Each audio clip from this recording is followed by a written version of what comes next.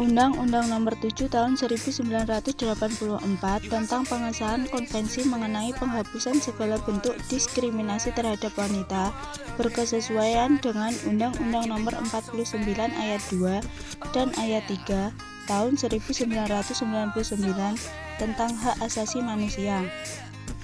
Di antaranya bahwa perempuan yang sudah menikah dianggap tidak dapat melakukan perbuatan hukum sendiri.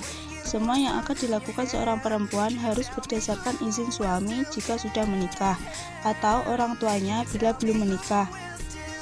Perlakuan diskriminatif terhadap perempuan tidak hanya terjadi di Indonesia, melainkan terjadi pula di berbagai negara di dunia, sehingga lahirlah Konvensi Penghapusan Segala Bentuk Diskriminasi Terhadap Perempuan pada tahun 1979 yang kemudian secara filosofis dalam cita-cita Pancasila, manusia, perempuan, dan laki-laki diciptakan oleh Tuhan Yang Maha Esa, dan bangsa Indonesia mengarahkan diri pada kehidupan berbangsa dan bernegara yang menjunjung tinggi nilai-nilai kemanusiaan, keadilan, musyawarah, dan mufakat, serta keberadaban.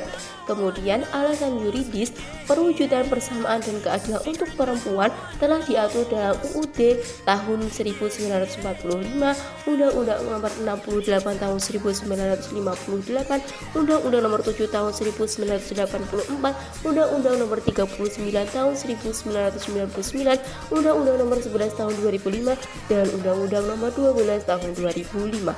Kemudian, secara sosiologis, keadilan gender merefleksikan budaya patriarki yang menempatkan kedudukan tertinggi pada laki-laki yang masih kuat di masyarakat dan dilakukan melalui nilai-nilai praktik budaya sistem. Saya Muhammad Don Arifin akan melanjutkan penjelasan terkait dengan implementasi di sini kemudian dibagi dalam 5 hak.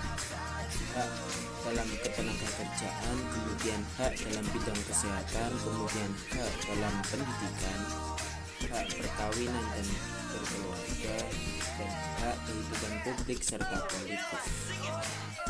Saya akan menjelaskan satu persatu, mulai dari hak dalam kehidupan publik dan politik.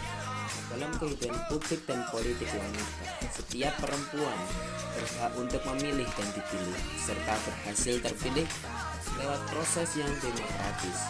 Perempuan juga harus mendapatkan kesempatan yang sama untuk berpartisipasi dalam perumusan kebijakan pemerintah hingga implementasinya.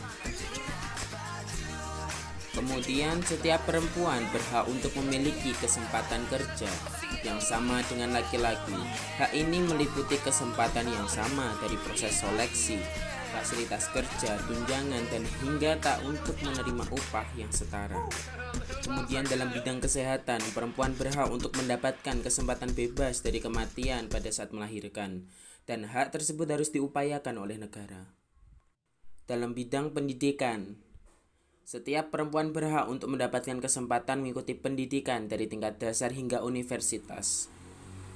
Dalam bidang perkawinan dan keluarga, perempuan mempunyai hak yang sama dengan laki-laki dalam perkawinan. Perempuan punya hak untuk memilih suaminya secara bebas dan tidak boleh ada perkawinan paksa. Baiklah, saya akan menjelaskan tentang korelasinya. Dalam Undang-Undang Nomor 7 Tahun 1984 tentang pengesahan konvensi mengenai penghapusan segala bentuk diskriminasi terhadap wanita, hal tersebut sangatlah cocok atau sesuai dengan Undang-Undang Pasal 28I, yang mana hak untuk hidup, hak untuk tidak disiksa, hak kemerdekaan pikiran dan hati nurani, hak beragama, hak untuk tidak diperbudak, hak untuk diakui sebagai pribadi di hadapan hukum, dan hak untuk tidak dituntut atas dasar hukum yang berlaku surut adalah hak asasi manusia yang tidak dapat dikurangi dalam keadaan apapun. Itulah sangatlah cocok. Lalu hal yang tidak sesuai itu pada praktek dalam masyarakat, di mana wanita-wanita di masyarakat masih terdapat adanya diskriminasi seperti paksa kawin. Itu ada di tradisi